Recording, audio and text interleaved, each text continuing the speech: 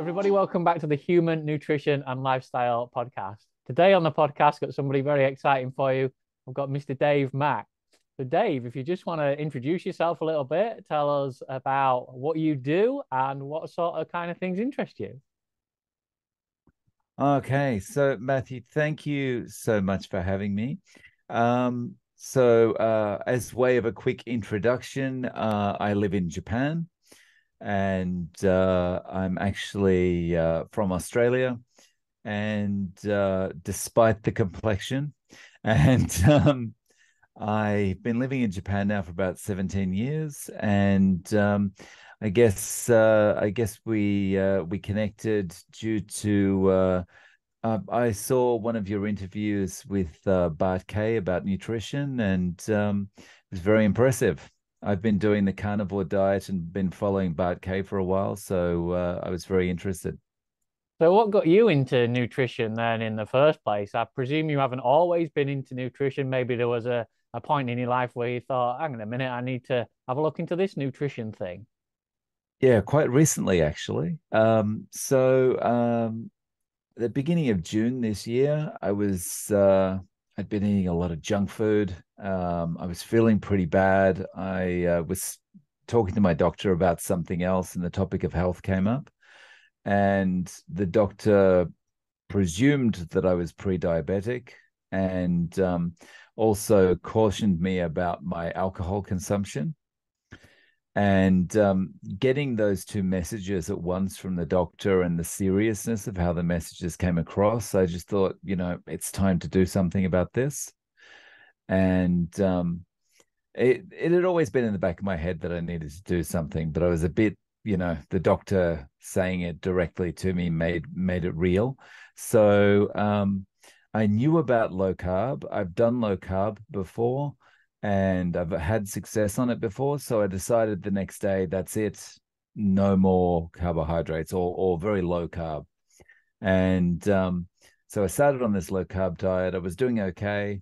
And just over time, with little things, it graduated from low carb to keto to ketovore, and eventually ended up as carnivore. And I'm doing really well on carnivore now. I've lost about 15 kilos or 34 pounds, and feeling really good. So was that something then that the doctor sort of told you to go down the low carbohydrate route? Was it something that he promoted to you to do? No, no, no. He just told me I needed to do something. Did he I promote anything at all for you to do? Did he give you an idea of what you needed to change?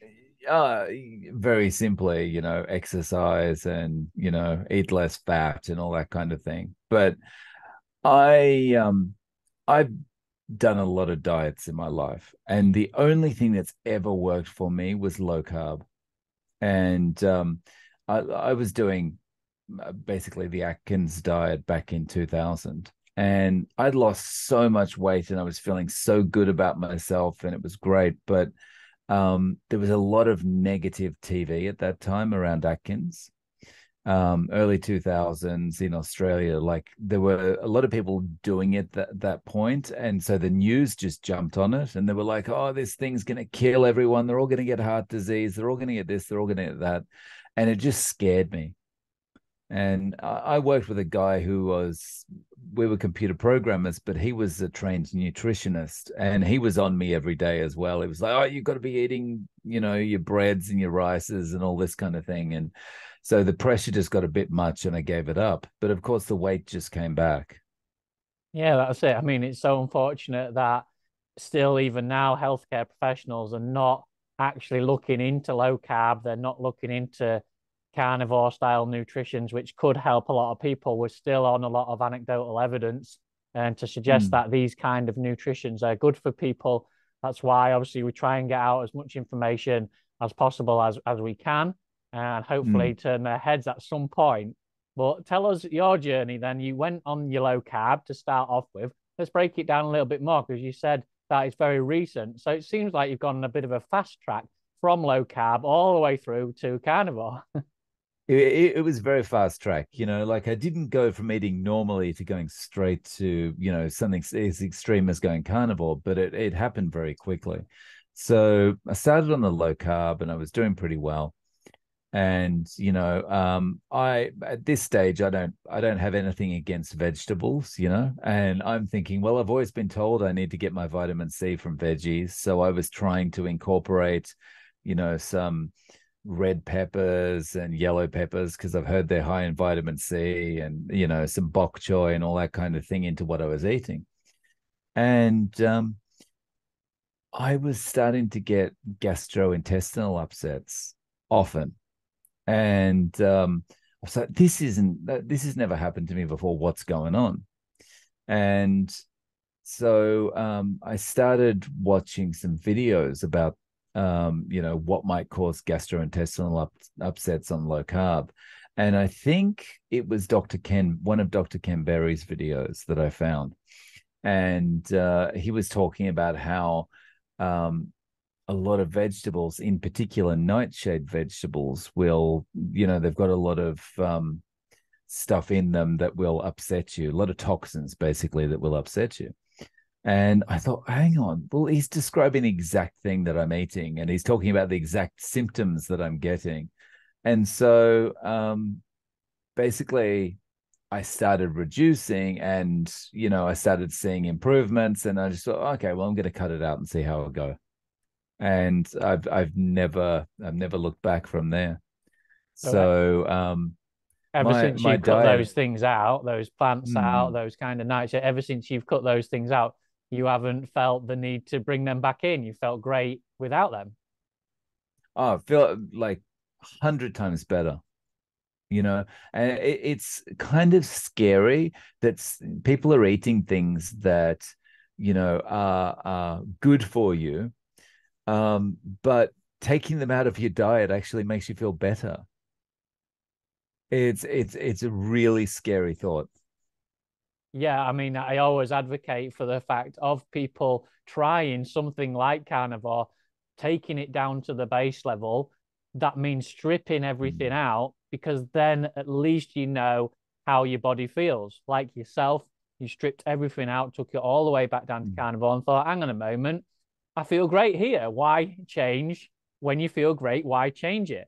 But there's that many people out Yeah, there now not actually realizing how they feel, thinking they are doing the correct things, like you say, introducing the plants and all the things that the media and the health professionals tell you to have, all the grains and things, don't actually realize they could feel better. They could feel better than what they feel at the moment. exactly. Yeah. And like, if you describe it to someone, the most common thing you hear from people is, I could never do that. I could never do that. But it's like, well, that's what everyone, including myself, would think when they first hear about it. But you just got to try it. It's like, you know, everyone who's a professional skydiver probably thought at one point in their life, I could never jump out of a plane, but they do. So, yeah.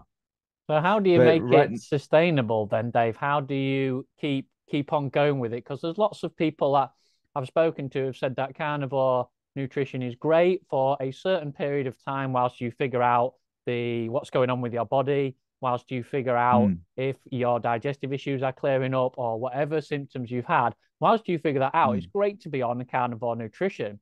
But then how do you continue that to make it sustainable for a lifestyle? Is it just something that happens to continue, or do you really have to work at it? No, well, see, that's the thing. You don't have to work at it at all. Like this, it's just so easy to stick to. Like, and having been on other diets in my life, like all the other diets are really the cabbage soup diet, the low calorie diet, whatever you want to, pull out there. The all these diets are so difficult to stick to because you're starving yourself. But carnivore is different. Like, you just eat when you need to eat, and then that's it, and you feel satiated. Before we came on, I just had a couple of slabs of butter, like it's great. So are you an advocate of that then? Do you continue just to eat when you're hungry, or do you actually put in times when you potentially don't eat, or do you just listen to your body as you go? So I've kind of just worked it, and this is something that happened by accident as well, and I just kind of fell into. But I've kind of worked it that I'm doing one meal a day, and it's breakfast. So I get up and I do a bit of work and get ready to leave the house and all that kind of thing, and then I make breakfast and eat my breakfast and never eat again. And I mean, apart from a little snack like some butter or something, and that's been great. And is that just something that's happened to you? You haven't forced that upon yourself. You haven't said to yourself that, right, I'm just going to eat breakfast, and then what I'm going to do is I'm not going to eat the rest of the day. Or is it just something that's the pattern your body has found? You've just settled into that. Yeah, so I just kind of settled into it. Like it all started, there was a weekend, I think, that I woke up quite late, and it's unusual for me to wake up late. And by the time I'd actually made breakfast, it was kind of midday or something. And just made myself this massive bowl of eggs because I was, busy doing some other things. And I found I ate that, and because I was eating it later than usual, I was satiated all day, didn't feel hungry. Got to dinner time, and I was like, I can't be bothered cooking. I don't feel hungry enough. And it was just from that day I was like, oh, this is awesome. I can do this one meal a day, and it's actually convenient because I Yeah, can do all this other stuff. I'm never thinking about food. I'm never thinking about, oh, what am I going to have for dinner, or. that's brilliant because lots of people who try carnivore, who start off with carnivore, also introduce fasting straight away with the Mm, carnivore nutrition and try and balance both of them, both changes, both big changes in their nutrition together, and potentially force fasting a little bit and don't fulfill their nutritional intake, what they need for the whole day, depending on whether they're athletes or whether they're just a general public. mm. So I would always say to somebody not to force any type of fasting, especially when you're starting off with and just listen to your body, which is what you do, which is absolutely great. Yeah, I 100% agree with you. Like fasting is something, if you're doing carnivore, fasting is something you're going to fall into at some point. It's just going to happen because you're just going to be like, I'm not hungry. I don't need to eat now. Yeah, there's no And need to force it. there's never been a time in my life where I've gone for any length of time and not had to think about food. And that's just one of the best things about this. Yeah, that's it. That's great. And Yeah. so talk to us a bit about body composition as well, because lots of people will get the advice potentially from a health professional, even a personal trainer, or somebody to say, well, you need to exercise more. If you want a toned physique, if you want to lose a little bit of body fat, then you need to exercise more. But is it really the Mm. exercise that helps your body composition, or can something like changing nutrition or a better nutritional nutrition towards carnivore help with your body composition? Well, I mean, I've got no numbers or anything, but my feeling is that I mean carnivore is perfect for um, building muscle, losing weight, of course, but also building muscle and building muscle very quickly. Um, it's I've never experienced muscle growth like I have until I went on carnivore. Like doesn't matter what I do. I've spent a long time in the gym when I was younger and never got results. And do you Um, exercise now as well on top of changing nutrition? Have you changed any sort of exercise, or do you just do general exercise? I've started doing like some push-up routines and some crunch routines and stuff like that just because I'm getting results. Like if I just kind of stayed around the same as I'd always been, I wouldn't be bothered about it. I'd just be happy with the weight loss. But just seeing how quickly the muscle builds from basically doing nothing, and it's like, oh well, I'm going to make the most of this then. And I don't have the time to actually go to the gym or anything like that, but yeah, just 20 minutes a day or something doing push-ups and crunches, and there's an appreciable difference. Yeah. So tell us a little bit about what happened to you in the past, then, Dave. I know that on your YouTube channel, I follow your YouTube channel, you speak about having a stroke. Was Yeah. that something that brought you into this way of life? Was that something that made you stand up and think? So, um, so the stroke actually happened when I was 17.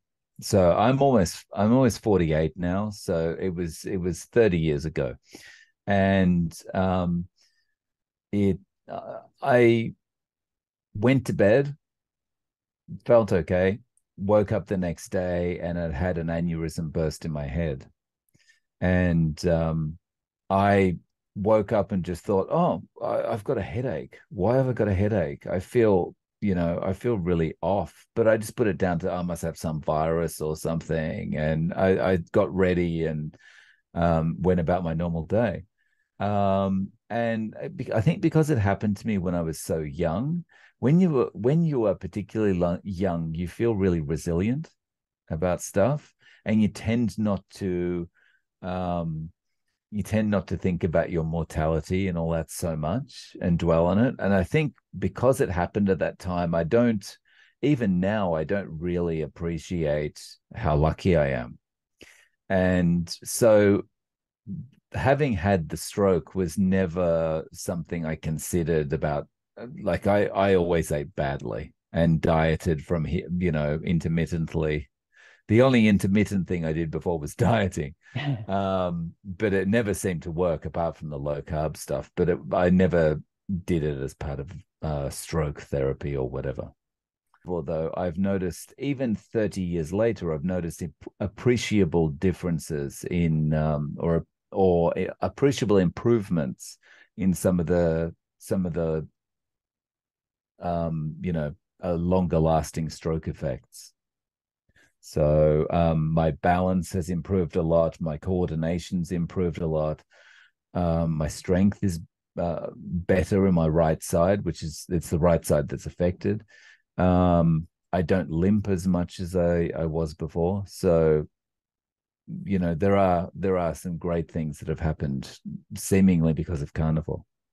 That's great. And I know a lot of the time on your channel, you say you sometimes do tongue-in-cheek things and say in your big titles about don't do this on carnivore, do this on carnivore, and quite often people are drawn Mm, into the fact because they want to know why not to do carnivore. They want to know the negatives of mm, carnivore. That's why people are drawn into it because everybody yes.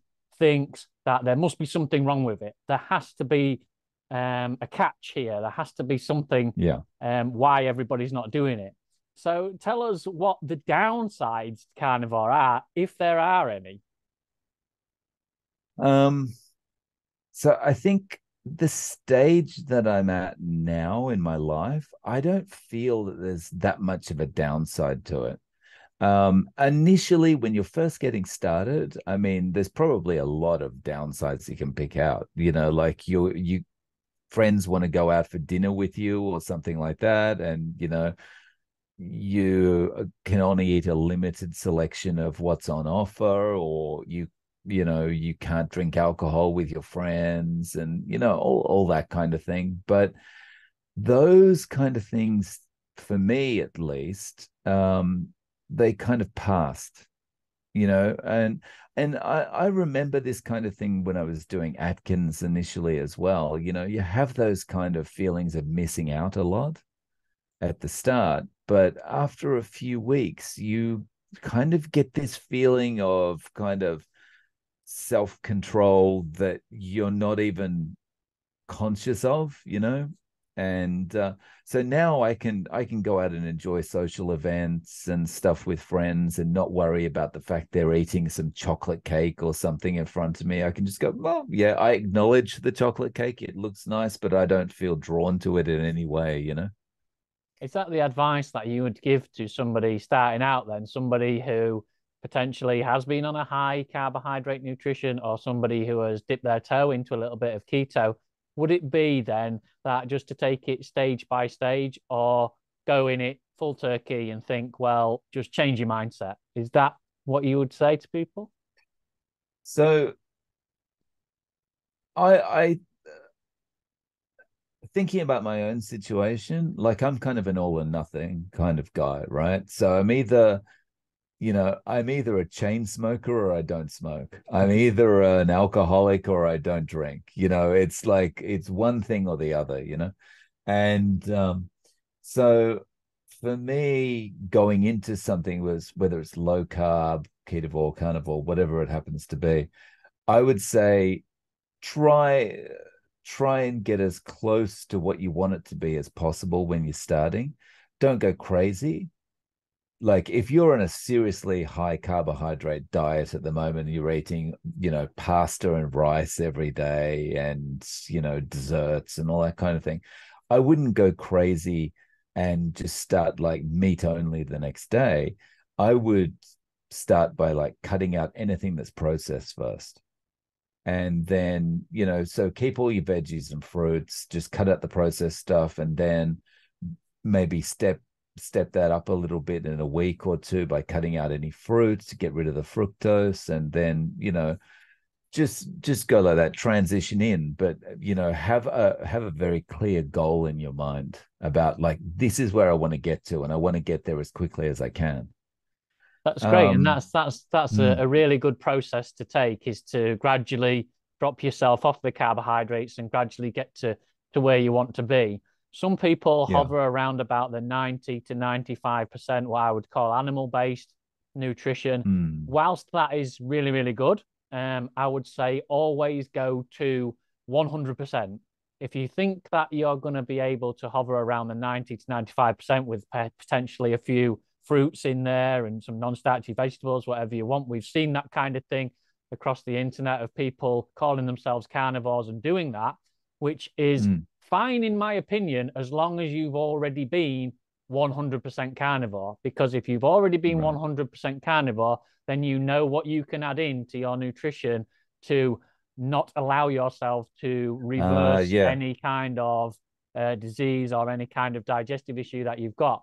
But if you are stopping at the 90% mark without already have been to 100%, then you still don't know.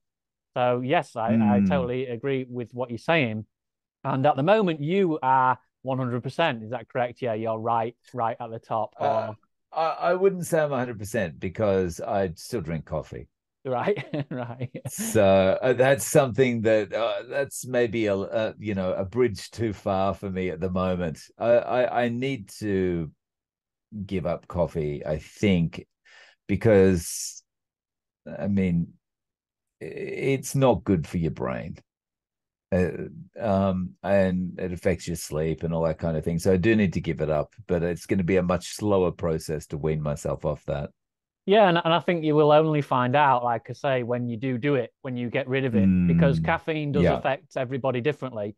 Some people don't really feel the super effects that caffeine can give you, the bursts in energy and the highs from caffeine. Some people are more, let's say, susceptible to it than others. So you Mm, you could be one of them, you could not be one of them. So I've been yeah. 100% myself and added caffeine back in and not really felt very much different.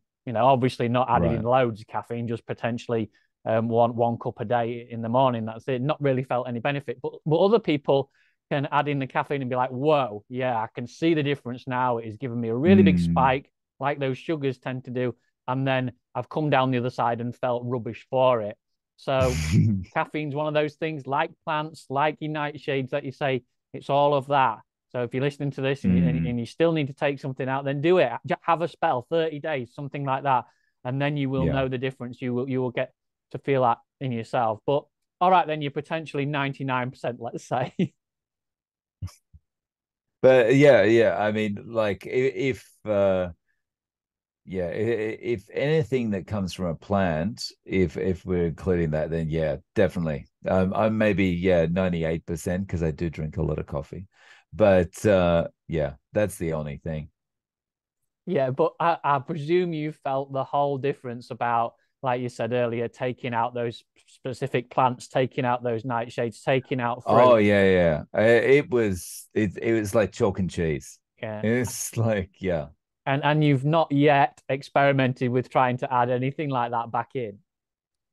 No, I kind of feel like I just feel so happy and calm and everything at this point. I feel like, why would I even risk it? Like it's not even a conscious decision. It's just a feeling of like, I'm okay right now. And yeah, so just stick this way. That's great because what I'm trying to get my thought across here, what I'm trying to get to is the fact that carnivore is often said a lot on the internet, saying you've got to be carnivore, you've got to do this, it's best to be carnivore, be optimal, be carnivore. But carnivore can mean something different to everybody. So Mm, you could basically be 90% animal based, still have a few fruits, still have some non-starch vegetables, and basically be a carnivore. A hyper carnivore is what it's generally called. And you can still yeah. call yourself carnivore, but then there's the other person who's 98%, who's 100% calling themselves carnivore as well. I don't think there Mm, should be any kind of battle or any kind of bad feelings between both of those sets of people. I mean, there is those influencers out there. We know of them that eat a lot of fruit on a carnivore style nutrition. mm, But the good thing about that is it encourages more people into a carnivore, into an animal based nutrition, knowing that they could potentially have those sort of things in their nutrition. It's not always about being 100% strict, is the message I try and get out there. yeah, I would agree with that. I mean, I heard a good quote from someone else the other day. It was, "Don't let the perfect be the enemy of the good." And that's a really good way of looking at it, right? Like someone's 80% carnivore, but they're encouraging people into the community and they're waking people up about the dangers of some of the processed foods they're eating, then that's a good thing. Yeah, let's face it, at the end of the day, it is those processed foods. It is all the processed foods that are getting infiltrated by the seed oils, and Mm. basically have a list of ingredients longer than your arm. It is those type of things that we want to get out of everybody's nutrition. If we could turn the whole world to just eating real foods, even if that is vegetables Mm. and fruits, then imagine the health everybody would have. Yeah, I mean, the trouble is it would put a lot of big businesses out of business. If you could do one thing in your nutrition, I'll say leave the carbohydrates for a moment, just get rid of the seed oils because seed oils are polyunsaturated fats, okay? And we do need polyunsaturated fats, don't we? As human beings, we Mm. need the DHA and the EPA and the omega 3s, the omega 6s. Everybody's heard about those. Yes, we need them to function as humans, and they are in polyunsaturates, which are seed oils, but it's the amount firstly that everybody is consuming the amount of seed oils because like I just said they're in everything, so then our Mm. ratio of polyunsaturates to saturates just gets thrown way out of proportion, and also the Mm. oxidization process of it too. It just infiltrates your human cells, and causes cell adaptation, cell death, all sorts of kind of mutations which can lead to certain things like cancer, in the worst case scenario. So that's Mm. why I always say, if there's one thing to get out of your nutrition today, after listening to us, yes, we want everybody to be animal based. We want everybody to aim towards carnivore, but get rid of those seed oils. They're the things causing most people the most amount of problems. But then your next Yeah. step is carbohydrates. Yes. Yes. And you know, I've seen I've seen so many things improve just by getting rid of the carbohydrates. And one of the big things, again, if everyone did this, there'd be industries falling. But one of the big things, just cutting out the carbohydrates, is my gum disease is gone. And like now, I mean, I was always a twice a day toothbrusher and whatever, but now I forget to brush my teeth more than once a day, um, because it's just, you don't have that feeling of that disgusting feeling of plaque on your teeth anymore. And so the bleeding gums have gone, the sensitivity's gone, the teeth feel stronger than ever, and the bad breath is gone. Yeah, that's great. right? Any So the dentist will tell yeah, you that the thing that's harming your gums, the thing that's causing the plaque buildup in your mouth is sugar. Now, any dentist will tell you mm, get rid of sugar. So we know that you can use sugar and carbohydrates as they're the same thing. So you're yeah, ingesting carbohydrates, you're ingesting sugar, it's sitting around in your mouth and obviously helping to build up the plaque. So if you get rid of carbohydrates, then you get rid of sugar. yeah. I can't speak highly enough of this way of eating. It's awesome. So you talked a little bit, you said a little bit there about getting energy as well. And everybody Mm, who knows when you're on a carnivore nutrition, who knows when they go animal based, they may straight away initially lose a little bit of energy. They may, when they're changing from a high carbohydrate nutrition over to a more, let's say, high fat nutrition, which it generally tends to mm. be, they'll suffer a little bit of lacking energy. But once you get over that lump, like you've probably found, do you then maintain energy? Can you get more energy from this way of eating? Um, in my experience with the energy, it's just consistent the whole time. Like I never feel kind of, oh, I've just got no energy. I can't do anything anymore, which is the way I would have felt before. Like, I mean, I get mentally drained if I've been doing a lot of work or I've been busy at work or whatever. But like, it's never exhausting. And it's just, yeah, the best way I could describe it is consistent. Um, and I went through that kind of that dip, when you're becoming fat adapted, but it was maybe a week and it's over and done with. And I realize that's probably different for everybody, but um yeah, I felt pretty rough for a week and lacking in a lot of energy. But then when it comes good, it really comes good.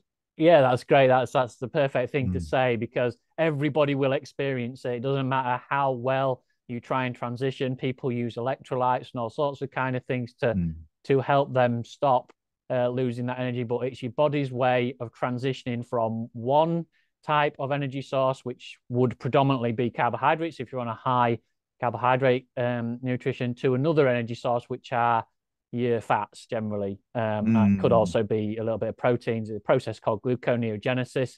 And what happens is because you're so used to being on the roller coaster effect, lots of people now must have heard of the roller coaster effect. You ingest carbohydrates, it gives you that instant burst of energy, so you feel great. But then what tends to happen is your insulin spikes and it brings that roller coaster effect back down underneath usually what's normal for you, and then you have to eat again to get more energy, and then brings you back down. And it's just a roller coaster up and down all Yeah, day. So this is where people get the idea that you need carbohydrates for energy from, because you're constantly up and then you're down, and then you're constantly up and down. So you need those carbohydrates to boost you up if you are on a carbohydrate nutrition. But as you just mm, say, if you're on a better nutrition, a fat adapted, getting your energy better from fats and from sometimes proteins, then you can stay on a level playing ground all day. And it feels like you just have energy whenever you want it. yeah, exactly. Like there's no um I mean, I don't eat lunch now, right? But there's no kind of thing where it's like you go out for lunch, you have that big bowl of pasta or something, and then of course you're back in the office and you have that afternoon slump. There's no concept of that once you're fat adapted. It's just, yeah, energy all day. That's great. And Mm, have you got then any tips for people? So let's say we've managed to encourage people to look towards this type of eating. Let's say people are now curious, they want to dive into carnivore. What are your best tips to be able, firstly, to change your cupboards in your house, get over to having more better produce in your house, and also to be able to plan what you're going to do going forwards? mm. So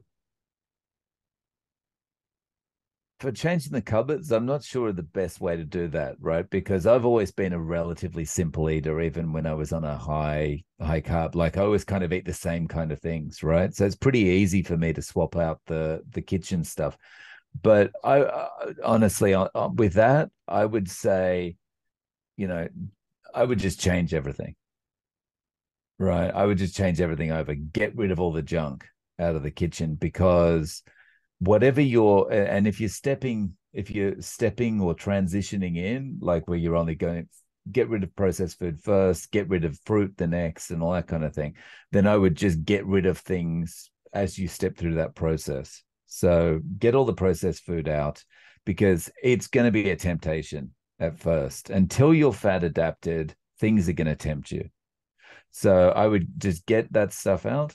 Honestly, I think one of the things that I would have liked to have heard when I was starting out was how to deal with family and friends when you're starting to do this, right? Because as supportive as your family and friends want to be, the flippant comments and all that kind of thing can make you feel really bad when you're really trying hard to stick to this diet. So, when family are like, come on, just have a bit of cake, or come on, you're not fun anymore. You used to eat with us and all this kind of thing.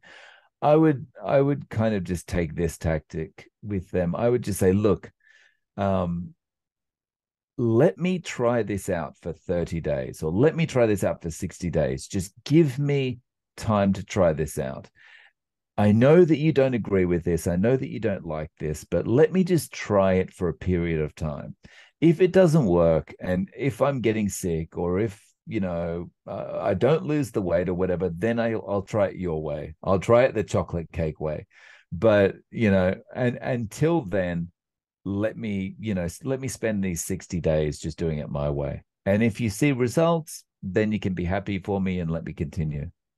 That's great. I mean, I've not heard that before. That's a really good tip because generally, and we know going through it ourselves, generally that the results will speak for themselves. So if you ask people to Mm, give you time just to go through it yourself, then you can show them what happens on the other side of 30 days, 60 days, however long you want to yeah. take.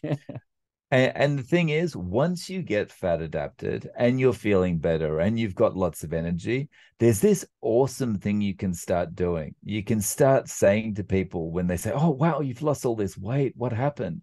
You can say, I eat 10 eggs and a kilo of beef every day. That's how I lost the weight. And just look at their eyes getting larger and larger and larger when they're thinking, what? The cholesterol, the this, the that.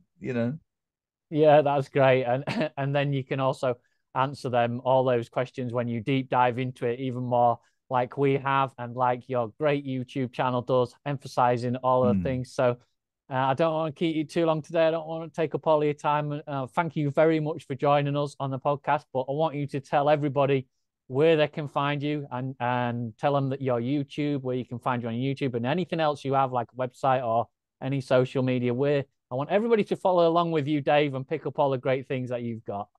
so thanks a lot, Matthew. So, yeah, anyone that wants to check out my channel, they can go to youtube.com slash no carb life. Or it's at zero carb. You can find me there. Or just go to zerocarb.diet and that'll send you through to my YouTube. That's brilliant. Thank you very much for joining us again today, Dave. It's been a great conversation, and I'll keep following along with you. Great content you're putting out there. Thanks a lot, Matthew.